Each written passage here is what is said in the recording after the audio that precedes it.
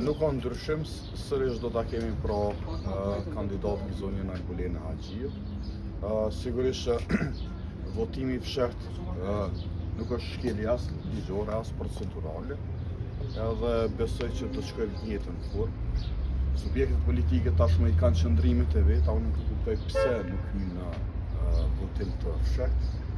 Dhe ndoshta kjo na shtyn në idenë asaj që ata mund të kenë frikë ndoshta nga deputetët e tyre, mirë po nuk e besoj këtë.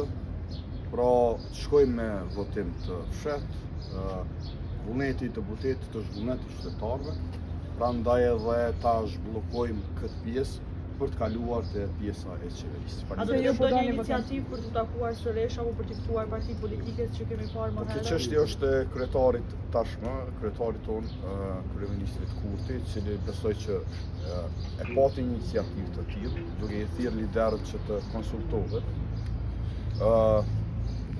Kësa iniciative ju përgjesh vetëm një subjekt politik siç është Partia Demokratike e Kosovës, pra kryetari i saj zotëri Krasniqi, ku diskutimet kanë qenë transparente.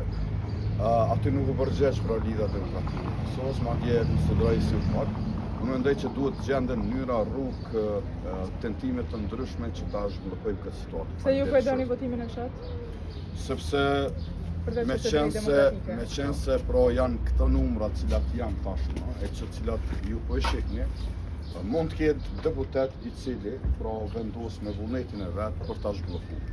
Sepse subjektet politike pra kanë qëndrimet e tyre mbajnë anë, ndoshta thash, në vullnetin e tyre politik, mund të jetë ndonjëri i cili pra vendos që ta zgjedh kryetarin e kuvendit, të konstituohet pra kuvendin tërësi dhe të vazhdojmë procedurën. Pra ju nuk keni bisedu me ndonjë deputet individualisht, po hamendoni që mund të ketë tillë. Ne po e lëm në vullnetin e lirë të deputetit, vullneti i lirë të deputetit është vullneti qytetarit. Faleminderit shumë.